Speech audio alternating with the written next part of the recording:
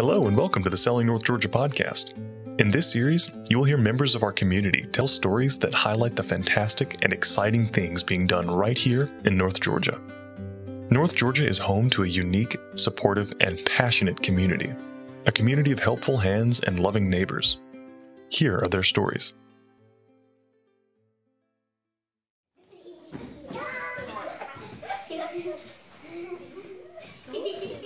I have two adopted daughters, and I think once your eyes are open to that community of knowing that there are children in need, especially of a family, of a home, it's hard to not do something to keep doing more. That's Amanda Gillean, founder and executive director of the Grace and Joy House. And I just kept praying about maybe doing some type of children's home, and I called the director over our Department of Family and Children's Services about 6 years ago in November, and asked if he would meet with me because I felt, called to do some type of children's home. Mm-hmm. And with meeting him, he actually gave me the idea. He said, I'd love to have a place where when we first take them into custody, we don't have to think, we just go there. Children who get taken into the custody of the Division of Family and Children's Services experience trauma, and the transition from their home to foster care adds to the pressure. Amanda sought to support the caseworkers and create a safe space for the children. There's a saying, there's a difference in being safe and feeling safe. Mm-hmm. They were safe if you took them back to the DFAC's office, mm-hmm. To wait for a family, foster family or a group home or kinship placement. But they didn't feel safe. You don't feel safe in that type of environment. Exactly. But when you're coming into a home where it's peaceful and we immediately start meeting their needs and loving on them and figuring out what they want to eat, cleaning them up, getting them all new pajamas and underclothes and socks and letting them pick out their own toiletries and, their own body wash or deodorant or give them a sense of independence, sort of. Yeah. It just is it's a big difference. It's a big difference than just going and sitting in an office, wondering what's next in this cold environment. Yeah. And so you're talking a little bit about they're going and sitting in that office after they were pulled from their homes. Can you tell us, what did it look like for someone who was, at that point where they were unfortunately had to be removed from their home? What did it look like for them in between there and then getting placed in foster care? Before we opened? Yeah, before you came. The way it was described to me was when they remove the children, mm-hmm. they're taking them from a terrible situation. Mm-hmm. DFACS does not just go in and remove children unless they just have to. Right. They want to keep that family unit, intact. Mm-hmm. But there are times when they have to remove the children. And we know that they're taken off from a terrible situation, but that's that child's normal. Mm-hmm. I mean, that's their home. They're scared, and the way it was described to me is the first 2 or 3 hours, the caseworker, all they were trying to do is calm the children down, mm-hmm. clean them up, figuring out what they'll fix them to eat, get them to eat. And then 2 or 3 hours has went by and they haven't started working on placement because they've been meeting all the basic needs of just the children. Mm-hmm. So that's where we came in. That's where, not having the caseworker having to do all that actually helps speed up the process mm-hmm. a little bit as well. Right. Because they can call me and say, hey, we're about to go in and remove these children. We should see you in about 30 minutes. Well, then, So it's that quick. Oh, like, yeah. Oh, yeah. Is that all the lead time you get? About half an hour? It depends. Yeah. It depends. Yeah, sometimes. You got to be ready to go. Yeah, sometimes, yeah. If it's a teen and what we're seeing, at first you're thinking of this and you're only thinking of younger children, mm-hmm. But there's a lot of teens that are in bad situations, and sometimes they're moving from foster home to foster home or group home to group home, mm-hmm. or they've ran away and they've ended up or done something and ended up in YDC. Mm-hmm.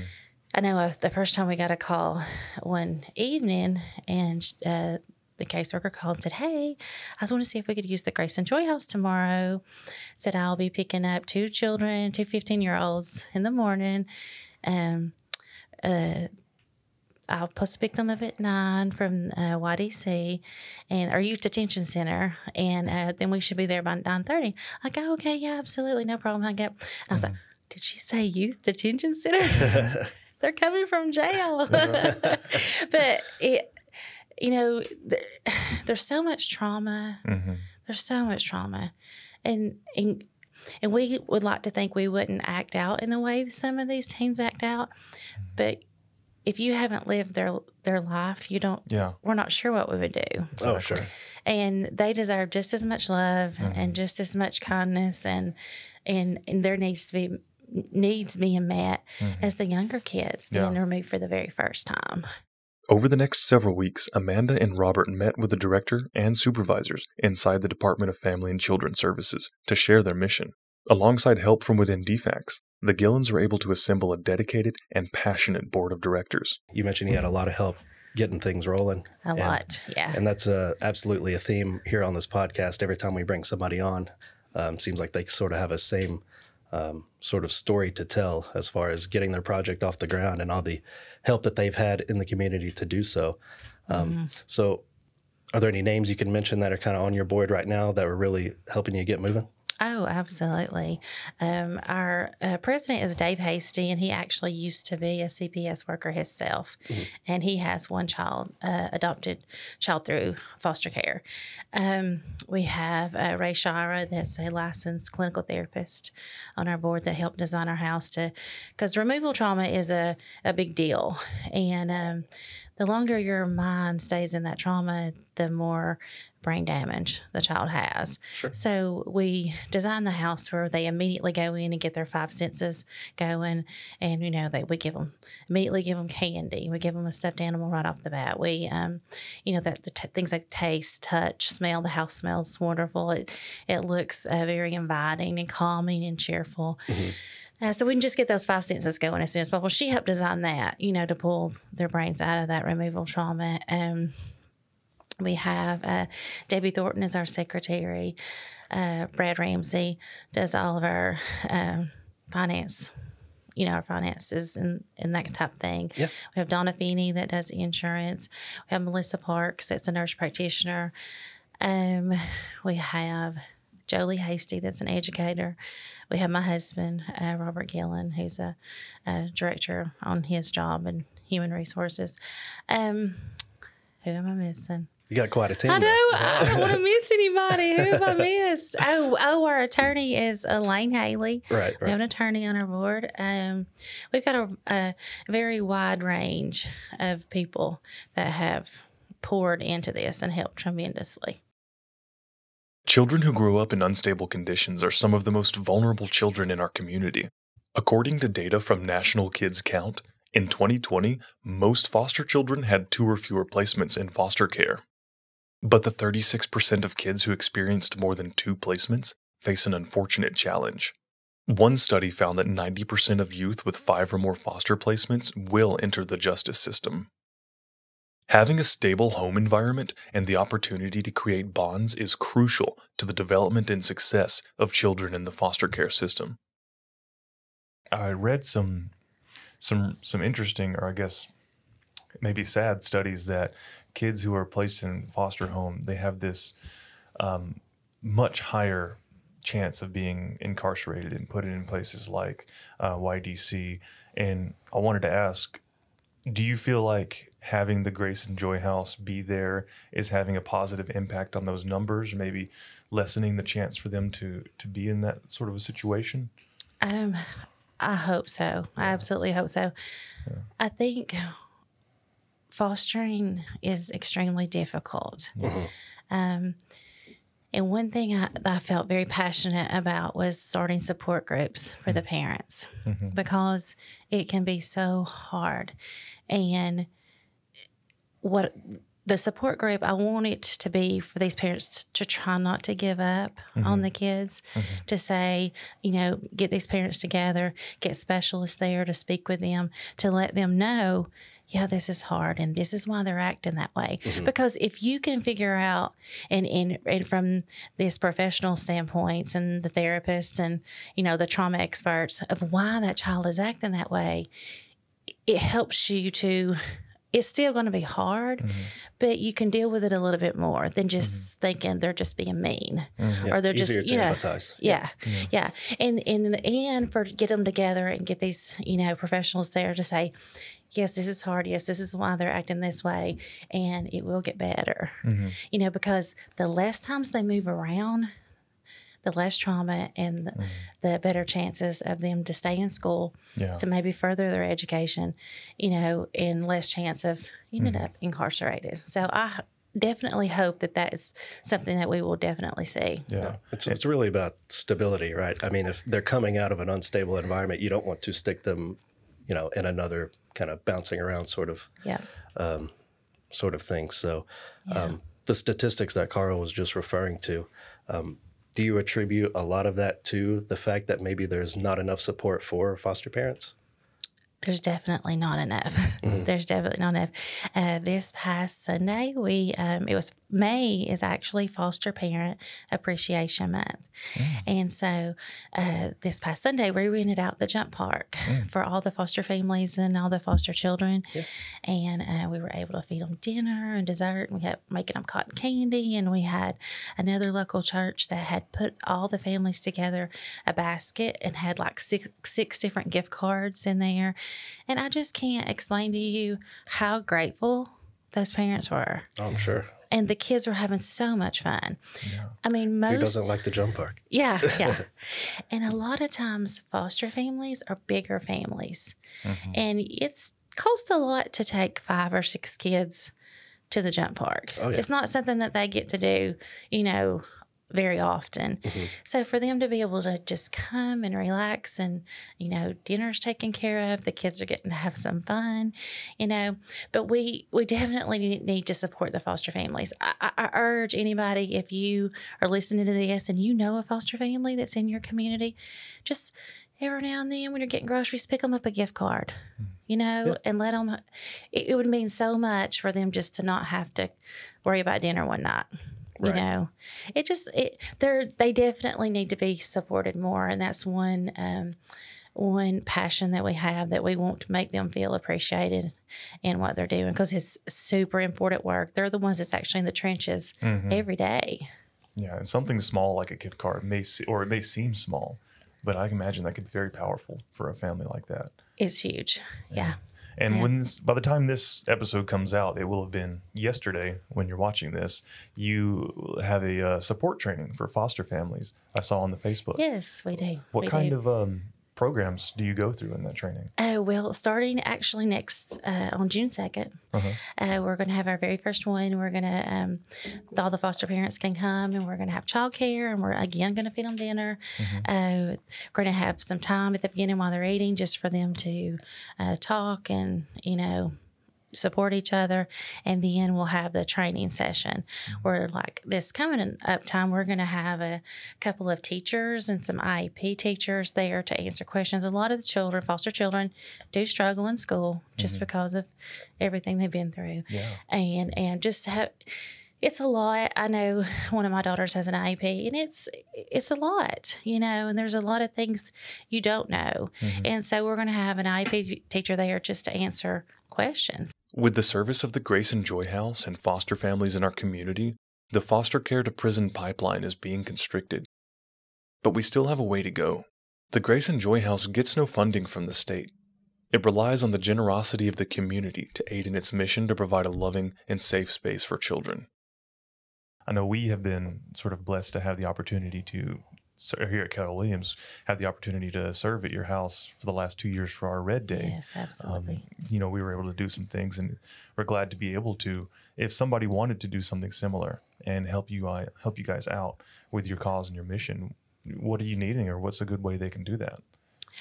First of all, thank y'all so much. Y'all have been a blessing for sure. It was absolutely wonderful. All the things you did last year was amazing. And then back again this year, everything was much needed and very exciting. any groups or organizations that would like to help or volunteer, could always use it. You could reach out to me at amandagillean@gmail.com. You can go to our website and get our information there. That has my phone number on it. You reach out to me on Facebook through Messenger, the Grace and Joy House. You can reach me that way also. Yeah. And do you prefer supplies donated or monetary donations, or does it?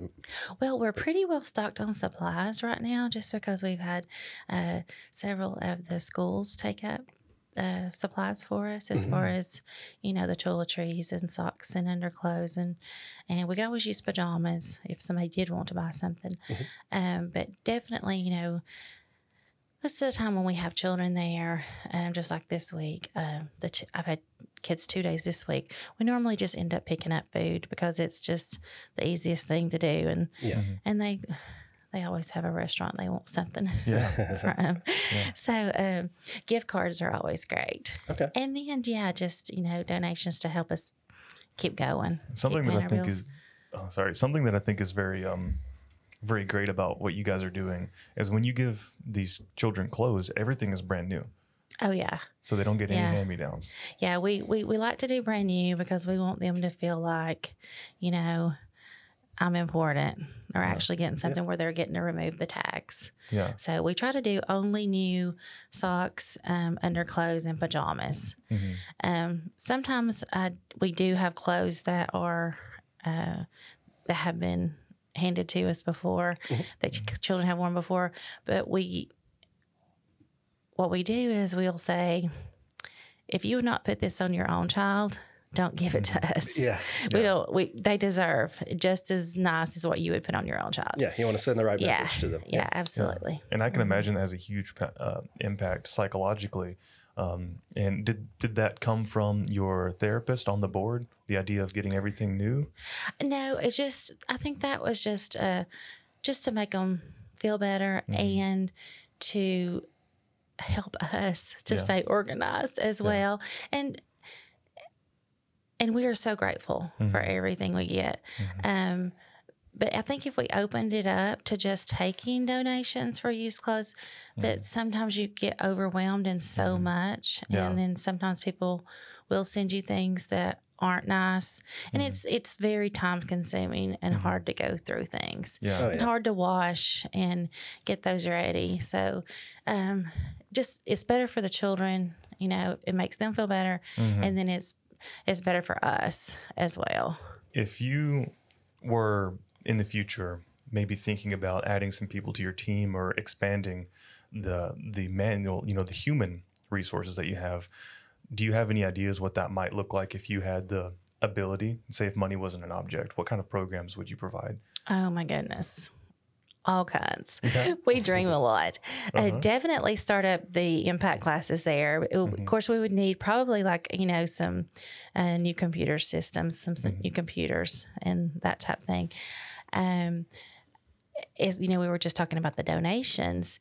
If we could have somebody there, maybe somebody part-time to man, because we have our garage set up almost like a store. It looks fabulous. If we had, somebody that could actually man that, we could take more, in any type volunteers or volunteer groups. We could always use those. But the sky's the limit with helping out things. Just like with these new training classes we're starting next week, we're going to be providing dinner. So, those things add up, and so there's lots of stuff. Lots. Yeah, for sure. I bet your mind just kind of goes wild thinking of all the things that you could do. So basically what you're saying is if you've got some free time and you want to dedicate it to a good cause, you'll find them something to do, right? Oh, absolutely. Absolutely. Always. Yeah. That's awesome. Maybe one day install a jump park in the backyard, right? Yeah. You never know. Sky's the limit. Yeah. We actually do have a playground coming soon. So we're excited about that. Yeah. Awesome. When is that? Well, it was already supposed to be in. We're waiting, so it should be soon. Awesome. The most important thing is just making it clear to anybody watching, what you guys need, which we've already covered, and just how to easily get those things to you. If somebody does want to make, I know donations in the form of, clothes and such are not quite ideal at the time since you do have so much. But in the event that somebody did want to take that route, like the supply route, where do they actually take these items? They'll just contact me, get on there and message me or get my phone number. And I'll either come to you and get it, or I'll meet you or give you information about where to bring. Okay, case by case. Yeah. I got you. Just depends. And so was there anything that you wanted to say or talk about that we didn't get to cover here today? No, I think I've done great. Thank you so much. I think you're doing great. Thank A lot you. better job than I think we're doing here. Awesome. Well, Amanda, once again, we do appreciate you coming back for a part 2 and doing this thing a little better. We definitely support what you guys are doing, and hopefully anyone watching will gladly chip in and do what they can. Thank y'all so much, because we get no money from the state. We are completely funded from people in the community, and so everything helps for sure. Absolutely. So I just can't say thank you. Our community has been remarkable, absolutely remarkable, and couldn't ask for anything better or any better support than what we've had. So just Shout out thank to Alton everybody. community. Yeah, that's right. Awesome. Well, Amanda, thank you so much. Signing off. All right, thank you. Thank you. Thanks. The Grace and Joy House serves as an example that a small group of people can get together with a vision to serve a noble cause, and our community here in Northwest Georgia will come together and help make it happen. This podcast is brought to you by the Selling North Georgia Real Estate Team. If you have any questions about the podcast or real estate, give us a call at our direct number, 706-271-6549, or email us at info@sellingnorthgeorgia.com. You can also reach the Keller Williams office at 706-459-3107. Thanks for watching.